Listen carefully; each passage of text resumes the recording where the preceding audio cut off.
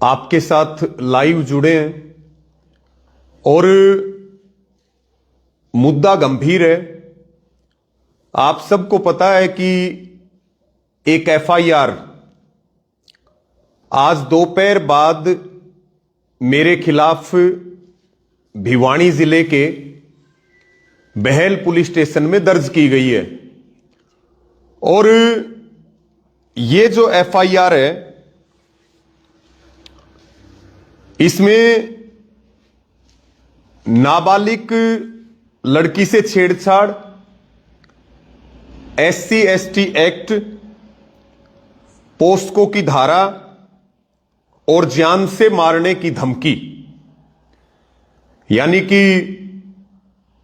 बहल police station में, Bhiwani district के बहल police station में जो दोपहर बाद मेरे ऊपर गंभीर धाराओं में जो एफआईआर हुई है, जिसमें मुख्य तौर पे 3-4 चीजें, इसमें पोस्को एक्ट लगाया गया है, इसमें दलित लड़की से छेड़छाड़ की धारा लगाई गई है, इसमें जान से मारने की धमकी की धारा लगाई गई है और दलित नाबालिग लड़की के पिता की शिकायत के ऊपर यह मामला दर्ज हुआ है। एससी एसटी एक्ट की धारा 3/2 वीए, जुवेनाइल एक्ट 12(8), बीएनएस की धारा 137, 140/3, 3/5, 351/2, 62, 75/2, 96 के तहत यह मामला दर्ज हुआ है। रवि आजाद एवं 2-3 अन्य पर मामला यह दर्ज हुआ है। साथियों, हम कल भी लाइव आए थे और अभी देर रात जो लाइव आए हैं, लाइव आने का मुद्दा यही है कि इस पूरी एफआईआर के ऊपर और जो 8 दिसंबर के बाद आज 12 दिसंबर तक जिस तरह के घटनाक्रम चले हैं, मुझे यह बात कहते हुए बहुत अफसोस है कि भाई पूर्व मंत्री जेपी दलाल अगर चुनाव आ रहा है तो उसके कर्म के कारण आ रहा है और चुनाव लोहारू की जनता ने हराया है। अगर हम 350 करोड़ बीमा क्लेम के घोटाले के खिलाफ आवाज उठा रहे हैं तो उसमें सीधे तौर पर जेपी दलाल की इन्वॉल्वमेंट है। और ये जिस तरह की मुद्दों की मेरी लड़ाई थी, जनता की जो लड़ाई थी, इस लड़ाई में अब एक दलित बेटी को भी घसीटा गया है, एक दलित बेटी के पिता को भी घसीटा गया है, जो ये चीज दर्शा रही है कि जेपी दलाल पूरी तरह से बौखला चुका है, जेपी दलाल पूरी तरह से घटिया हरकतों पे उतर चुका है और उसका सतर इतना गिर चुका है कि उसको सामाजिक व्यक्ति या राजनीतिक व्यक्ति तो किसी भी कीमत पर नहीं कहा जा सकता। मैं अपनी बात को आगे बढ़ाऊं उससे पहले मैं आपको बताऊं, कल भी हमने इस बात को लाइव में बताया था कि 8 दिसंबर की रात को मैं अपने घर था और मेरे साथी गाड़ी लेकर के गए थे कि भाई ठंड भी ज्यादा हो रही है, रात को लेट भी हो रहे हैं, एक शादी में भी जाना है और उसके बाद फिर हम घर चले जाएंगे और सुबह हम जल्दी आ जाएंगे। गाड़ी देना कोई बुरी बात नहीं है, गाड़ी ले जाना भी कोई बुरी बात नहीं है और सड़क पर चलते हुए हादसा भी हो सकता है, यह भी कोई बड़ी बात नहीं है। और आपने कल भी इस बात को सुना था कि जिस पिकअप गाड़ी से मेरी गाड़ी का एक्सीडेंट हुआ 10 तारीख को, यह 8 तारीख की रात की घटना है। उसके बाद ये इसको यहीं से करो, मैं नहीं कर सकता उसको। तो मैं आपको यह कह रहा था कि भाई 8 तारीख की रात को यह घटना घटी और 9 तारीख को यह मामला जेपी दलाल पूर्व मंत्री और उसके जो लोग हैं उनके हाथ लगा। और 10 तारीख को शाम को 6 बजे जिस भाई की पिकअप गाड़ी थी, अनिल ठाकन, जो गांव हरियावास का है, जो एसएचओ और पुलिसकर्मी है, वो उसी गांव के पूर्व सरपंच के ऑफिस पे होते हैं। पूर्व सरपंच भी अपने ऑफिस पे होता है और वो इस भाई अनिल को बुलाता है कि भाई रवि आजाद ने तेरे खिलाफ मामला दर्ज करवा दिया है और तू मेरे ऑफिस पे आ जा और तू ये कह देना कि रवि आजाद भी गाड़ी में था, लड़की भी गाड़ी में थी और शराब भी गाड़ी में थी और तेरे को हम 15 लाख रुपए भी दिला देंगे। ये बात आपने पिकअप ड्राइवर अनिल के मुंह से कल भी लाइव में सुना था। और वो फिर वहां पर आता है और वो कहता है भाई मैं रवि आजाद को जानता हूं, रवि आजाद नहीं था और मैं ये गलत काम नहीं करूंगा। तो फिर उस गांव का पूर्व सरपंच जो जेपी दलाल का राइट हैंड है, ये सारी बात हरियावास गांव को पता है, ये सारी बात सतगामा को पता है। फिर यही जो पूर्व सरपंच है, पुलिस की मौजूदगी में पहले से एक दरखास्त तैयार की हुई होती है जिसमें जान से मारने की धमकी, लड़की, शराब, इस तरह की चीजें उसके अंदर लिखी हुई होती हैं और ये कह करके साइन करवाते हैं कि रवि आजाद ने तेरे खिलाफ एफआईआर करवाई है, तुझे अगर बचना है तो तू इस कागज पे साइन कर दे। 8:17 पे, यानी कि 10 तारीख को 8:17 के ऊपर ये एफआईआर दर्ज होती है। और उसके बाद जब उसके फोन में मैसेज आता है तो फिर वो गांव में लोगों से संपर्क करता है। फिर वो बताते हैं कि ये तो तेरी तरफ से एफआईआर होगी। फिर वो कहता है मैंने तो कोई एफआईआर नहीं करवाई थी, एफआईआर करवानी होती तो रवि आजाद करवाता, उसकी गाड़ी का नुकसान हुआ है इतना बड़ा। लेकिन फिर वो मेरे पास बैठ करके लाइव भी करता है, वो एक वीडियो भी जारी करता है, वो 2.5 घंटे तक पुलिस स्टेशन में भी बैठा रहता है कि भाई मैं एफिडेविट देने के लिए तैयार हूं। और ये ना मैं थाने में गया, ना मैंने दरखास्त दी, ना मैं एफआईआर चाहता। लेकिन अब हरियाणा के भिवानी में बहल एक ऐसी पुलिस हो गई है जो मुद्दई नहीं चाहता फिर भी कार्रवाई करना चाहती है। अब किसी को थाने में आने की जरूरत नहीं है, पुलिस बहुत अच्छी हो चुकी है, अब वो घर से जाकर के दरखास्त लेकर के आती है। तो साथियों, ये सारा मामला आपने कल देखा और पूर्व मंत्री जेपी दलाल की, उसके समर्थकों की जिस तरह से मेरे खिलाफ ये साजिश थी, जब ये साजिश फेल हुई तो उसके बाद जेपी दलाल और जेपी दलाल के गुर्गे, उसके समर्थक, उसके चेले चपाटे जो भी हैं, उन्होंने फिर प्लान बी के ऊपर काम किया।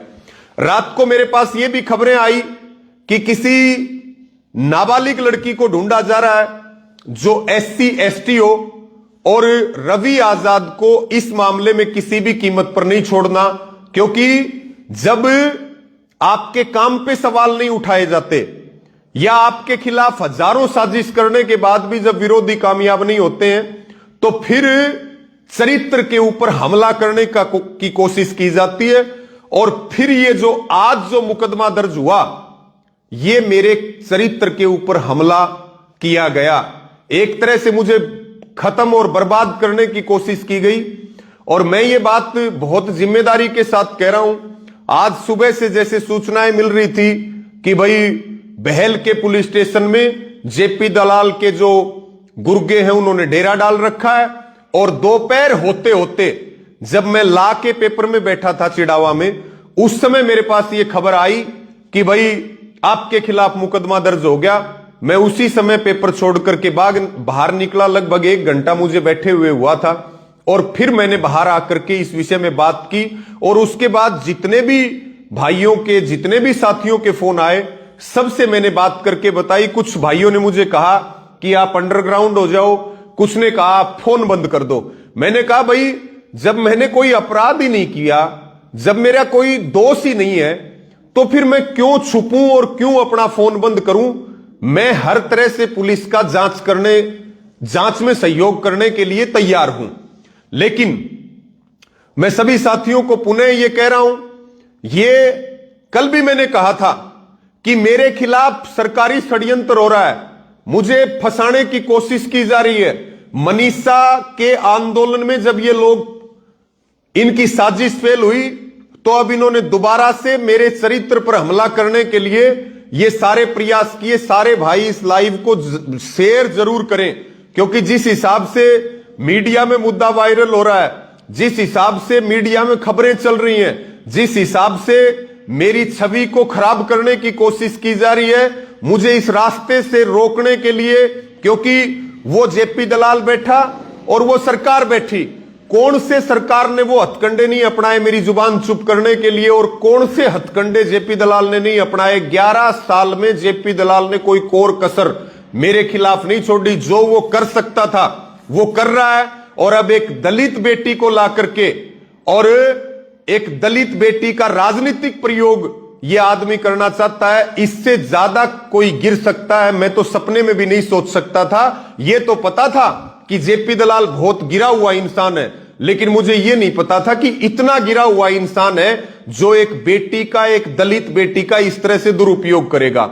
अब मैं इस मामले में बिल्कुल स्पष्ट तौर पे यह कहना चाहता हूं, स्पष्ट तौर के ऊपर मैं ये कह रहा हूं कि ये जो आज एफआईआर दर्ज हुई है, इस मामले से मेरा कोई लेना देना नहीं है। ना मेरा किसी नाबालिग बेटी से कोई मतलब है, ना मेरा उसके फादर से कोई मतलब है। और मुझे जानकारी मिली कि एफआईआर के अंदर जिस तरह की कहानी लिखी है कि 20 दिन पहले कोई लड़की बस स्टैंड पे खड़ी थी, रवि आजाद ने उसको अपनी गाड़ी में बैठाया, गाड़ी में बैठते ही उसके साथ छेड़छाड़ करी, उसको जान से मारने की धमकी दी। बाद में 8 तारीख को रवि आजाद ने अपने लोगों को भेजा और भेज करके ये कहा कि फलानी लड़की का अपहरण करके लाओ। ये बात पूरा देश और पूरा हरियाणा जानता है कि हमारा चरित्र क्या है और बहन बेटियों के प्रति हमारी सोच और भावना क्या है। इसलिए मैं बहुत जिम्मेवारी के साथ ये बात कह रहा हूं कि ना तो मैं इस बेटी को जानता, ना मैं इस बेटी के बाप को जानता, और अगर जानता हो तो वो बेटी और वो बाप अपनी आत्मा पे हाथ रख के, मुझे किसी सबूत की जरूरत नहीं है, एक बार मेरी आंखों में आंख डाल करके ये कह दें कि क्या वो मुझे कभी जिंदगी में मिले भी है, क्या वो मुझे जानते भी है। मुझे तो यही नहीं पता नाम क्या है, कहां के हैं, कैसी शक्ल है, कहां उनका घर है। और मेरी गाड़ी में 6 महीने में मेरे घर की महिलाओं के अलावा कोई नहीं बैठा। और मैं तो वैसे ही बहुत ध्यान रखता हूं विशेष तौर पे, क्योंकि जिस तरह से सरकार मेरे पीछे पड़ी रहती है तो मैं बहुत चौकन्ना होकर के रहता हूं। लेकिन अब फिर मैं ये पूरी जिम्मेवारी के साथ कह रहा हूं कि मेरा इस मामले से कोई संबंध नहीं है। मैं नहीं जानता कौन लड़की है, कौन उसका फादर है, कहां उनका घर है, मुझे नहीं पता। ये केवल और केवल मेरे से राजनीतिक दुर्भावना का बदला लेने के लिए, और बिल्कुल मैं इस बात को स्पष्ट कर रहा हूं कि सीधे तौर पे पूर्व मंत्री जेपी दलाल जिम्मेवार है, उसके लोग जिम्मेवार हैं। और मैं सरकार को भी ये कहूंगा कि अगर सरकार इस पूरी घटना में अगर शामिल नहीं है तो हरियाणा की सरकार को यह बात बिल्कुल स्पष्ट रूप से क्लियर करनी चाहिए कि उनका एक पूर्व मंत्री और सरकार का मौके पे प्रतिनिधि किस तरह से दुर्भावना से मेरे खिलाफ काम कर रहा है। यह बात सरकार को भी स्पष्ट करनी चाहिए। दूसरी बात मैं यह भी कहता हूं कि भाई नार्को टेस्ट करवाओ, उस दलित लड़की का भी नार्को टेस्ट करवाओ, उसके फादर का भी नार्को टेस्ट करवाओ, और मेरा भी नार्को टेस्ट करवाओ। और अगर कोई भी मेरा दोस्त मिलता है तो मैं इस बात को पूरी जिम्मेदारी के साथ कह रहा हूं कि मुझे जो है किसी कानून, पुलिस की या न्यायालय से सजा सुनाने की जरूरत नहीं है। यह समाज से मुझे फांसी पे लटका दे, अगर 1000 किलोमीटर तक भी अगर मेरा कोई दोस्त और मेरी कोई इन्वॉल्वमेंट इसके अंदर साबित कर दे, किस तरह से जो है, जहां मैं सपने में भी नहीं सोच सकता कि ऐसी कोई साजिश हो सकती है, और फिर इस प्रकार से एक दलित बेटी को बीच में ला करके। और अभी मुझे जानकारी मिली कि जेपी दलाल ने और उसके पूरे सिस्टम ने या उसके लोगों ने इस तरह की तैयारी भी की है कि इस पूरे मामले को जातीय रंग देने की कोशिश की जाए, इसको एक जाति की लड़ाई बनाया जाए, और इस तरह के प्रयास किए। मैं सभी, चाहे वो दलित नेता हो, चाहे वो किसान नेता हो, मैं तो सबसे यह भी अपील करता हूं कि ये कोई जातीय मुद्दा नहीं है, मेरे खिलाफ बड़ी साजिश हुई है, मेरे खिलाफ बड़ा षड्यंत्र हुआ। और कल मैंने इस बात को भी कहा था कि अगर मुझे कुछ भी होता है और मेरा किसी भी तरह से नुकसान पहुंचाने की कोशिश की जाती है तो मेरे ऊपर चाहे हमला हो चाहे मेरी हत्या हो, उसके लिए सीधे तौर पे जेपी दलाल जिम्मेवार होगा। ये बात सरकार और प्रशासन को बिल्कुल गंभीरता से लेने की जरूरत है। और ये भी मैं मांग कर रहा हूं सरकार से कि इसकी सीबीआई की जांच होनी चाहिए, सीबीआई जांच हो इसकी, और दूध का दूध और पानी का पानी होना चाहिए। क्योंकि अब ये नहीं पता कि क्योंकि ना तो मैं छुपा हुआ, ना मैंने फोन बंद कर रखा है, ना मैं अपने घर से कहीं दूर हूं। अब भी मैं ये बात कह रहा हूं क्योंकि मेरी गिरफ्तारी तो इतना दबाव है सिस्टम का कि मेरी गिरफ्तारी तो किसी भी समय हो सकती है, और हो जाए मुझे कोई दिक्कत नहीं है। क्योंकि जब मैंने गलत काम नहीं किया, जब मैं किसी गलत काम में इन्वॉल्व नहीं हूं, और जब हमने पूरी जिंदगी इस काम में लगा रखी है, तो हम इस तरह की हल्की हरकत करेंगे, ये कैसे विचार किया जा सकता है? एक एक आदमी इस बात को जानता है। इसके साथ में मैं ये भी कहना चाहूंगा, सरकार जो घबराई हुई है, या मैं जेपी दलाल की बात करूं, अगर सरकार इन्वॉल्व नहीं है तो सरकार अपना स्टैंड क्लियर कर दे। लेकिन जो नए संगठन की तैयारियां चल रही है, 350 करोड़ के बीमा क्लेम के घोटाले का जो आंदोलन चल रहा है लुहारू में, और उसके साथ में जो इलेक्शन के हार की टीस है, वो सीधे तौर पर जो है जेपी दलाल ये सब काम उसी के लिए कर रहा है। और भाई जेपी दलाल के पास धन भी बहुत है, और धन भी कमाया हुआ नहीं है, लूटा हुआ है किसी का। तो भाई वो तो पता नहीं भाई कितने लोग ऐसे होंगे इस समाज में जिनकी पैसे से गर्दन नहीं टूटती होगी, कितने लोग ऐसे हैं जो अपने स्टैंड के ऊपर मजबूत रहते हैं। इसमें सारा घाल मेल किस तरीके से किया गया है ये तो जांच के बाद पता चलेगा। लेकिन सभी साथी इस लाइव को शेयर करते रहे, और मैं एक एक बात बहुत जिम्मेवारी के साथ कह रहा हूं।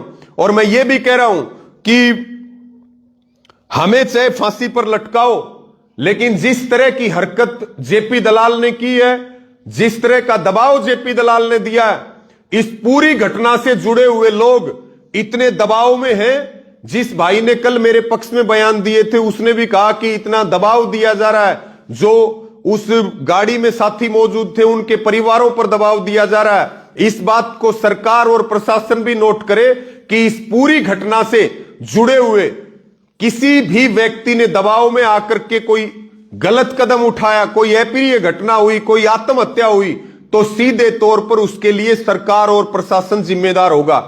और कल भी हमने ये मांग की थी कि जो पुलिसकर्मी दोषी हैं, जो खुद दरखास्त बना करके लेके आए, झूठ बोल करके साइन करवा के लेके आए, इतने घंटे बीतने के बाद भी उन पुलिसकर्मियों के ऊपर किसी तरह की कोई कार्रवाई नहीं हुई। और यह बात मैं बिल्कुल डंके की चोट पे कह रहा हूं, जिस बेटी का नाम लिया जा रहा है, जिसके फादर का नाम लिया जा रहा है, मैं उनसे जिंदगी में कभी नहीं मिला, मैं जानता ही नहीं, और वो मेरी आंखों में आंख डाल करके कह दें। इसलिए लास्ट में मैं सबको यह भी अपील करता हूं कि यह एक गंभीर मामला, अगर इसी तरीके से फंसाया गया तो कौन समाज में आवाज उठाएगा और कौन लड़ाई लड़ेगा। मैं सभी किसान नेताओं से, सभी किसान संगठनों से और जो समाज है उससे यह अपील करता हूं कि इस मुद्दे के ऊपर महापंचायत बुलानी चाहिए, और दूध का दूध और पानी का पानी करना चाहिए। और अगर रवि आजाद का किसी प्रकार का कोई दोष मिलता है तो मैं ये बात, मैं कहीं नहीं जाऊंगा, मुझे जहां बुलाया जाएगा, मैं ना तो छुपा हुआ हूं, ना मैंने फोन बंद कर रखा है, पुलिस मुझे आधी रात बुला सकती है, मैं जांच में सहयोग करने के लिए तैयार हूं। निष्पक्ष जांच होनी चाहिए, पॉलिटिकल प्रेशर में जांच नहीं होनी चाहिए। जब मुझे जेपी दलाल रोक नहीं पाया 11 साल में, तो अब इतनी घटिया हरकतों के ऊपर आया कि बेटी जैसे आरोप लगा दिए। गिरने की कोई हद होती है, कोई स्तर होता है, युद्ध भी होता है दो देशों में, दो पक्षों में लड़ाई भी होती है, लेकिन उसकी भी मर्यादाएं होती हैं। लेकिन जेपी दलाल ने सारी मर्यादाओं को तार तार कर दिया। और ये बात जेपी दलाल को हम कह दे, ये जिस तरह की घटिया हरकत करी है, ये तेरे ताबूत में कील ठोकने का काम करेगी। अब तक तो लुहारू ने तुझे हराया था, लेकिन जिस तरह की तू घटिया हरकत कर रहा है, तेरी लुहारू वाले लुहारू में एंट्री भी बैन करेंगे। और ये जो जिस तरह से ये गुर्गे घूम रहे हैं और गुर्गे काम कर रहे हैं, ये जेपी दलाल को विचार करने की जरूरत है। और मैं ज्यादा ना कहते हुए पुनः इन्हीं सब बातों के साथ अपनी बात को पूरा करूंगा कि ये केवल और केवल राजनीतिक षड्यंत्र है। मेरा इस मामले से 1000 किलोमीटर तक भी लेन देन नहीं है किसी प्रकार का, ना मेरा डायरेक्ट है ना मेरा कोई इनडायरेक्ट है। और इस बात को निष्पक्ष जांच हो, और मैं तो चाहूंगा जांच सीबीआई से हो, नार्को टेस्ट लड़की का भी हो, लड़की के बाप का भी, और रवि आजाद का भी हो, और इस मुद्दे पे महापंचायत भी हो। कहीं ना मैं छुपा हुआ ना मैं कहीं भागा, आधी रात को पुलिस बुला ले, जांच में हर तरह के सहयोग के लिए तैयार है। लेकिन हम सरकार को और जेपी दलाल को यह बात बिल्कुल स्पष्ट रूप से कहना चाहते हैं, चाहे गोली मारो, चाहे फांसी लटकाओ, चाहे जेल में भेजो, चाहे झूठे मुकदमे दर्ज करो, चाहे जो करो, लेकिन ये जो किसान मजदूर और पीड़ित के लिए हमारी आवाज है, ये जब तक दम में दम है तब तक हम आवाज भी उठाएंगे, लड़ाई भी लड़ेंगे। और मुझे जो खत्म करने की साजिश चल रही है, इसमें केवल और केवल जनता, किसान, मजदूर, नौजवान, मेरी माताएं बहनें, वही मेरी ताकत है। मेरे पास ना पावर है, ना मेरे पास पैसा है, ना मेरे पास पद है। मेरी ताकत केवल और केवल आप लोग हैं। आप निष्पक्षता से इस मामले को देखिए। मैं पूरी जिम्मेदारी के साथ इस बात को कह रहा हूं कि मेरा कोई रोल नहीं है, और मुझे बेवजह मुझे बदनाम करने के लिए, बेवजह मुझे तंग करने के लिए आए तीसरे और चौथे दिन मेरे साथ कहीं ना कहीं इस तरह की घटनाएं घट रही है। और अब की बार जो घटना घटी है वो तो सारे रिकॉर्ड तोड़ दिए उसने। और मेरा भी कुछ होता है या इस घटना से जुड़े हुए लोगों कोई सुसाइड करता है तो सीधे तौर पे शासन प्रशासन जिम्मेवार होगा। और मेरे साथ कोई अप्रिय घटना अगर घटती है तो आज इस बात को मैं कह के जा रहा हूं, मेरी साथ कोई अप्रिय घटना हो, चाहे हत्या हो, कुछ भी हो, हमला हो, सीधे तौर पे जेपी दलाल इसके लिए जिम्मेवार होगा, और जेपी दलाल के खिलाफ ही कार्रवाई होनी चाहिए। आपने मुझे सुना, आपके जो जो सवाल हो आप कमेंट में लिखिए, और इस वीडियो को, इस लाइव को आप ज्यादा से ज्यादा शेयर करें। और आगे जिस प्रकार की भी जांच और जो भी बात होगी वो आप तक मिलती रहेगी। लेकिन मेरी ताकत आप हो, मेरा सहारा आप हो, और मैं आपके सामने हूं, और मैं जनता के दरबार में हूं। आपको फैसला करना है कि क्या हम कोई गलत काम कर रहे हैं, किसान मजदूर की लड़ाई लड़के, क्या हम किसी पीड़ित के साथ होकर के गलत काम कर रहे हैं, जो मुझे इस तरह से सताया जा रहा है, इस तरह से परेशान किया जा रहा है, इस तरह से मेरे ऊपर हमले किए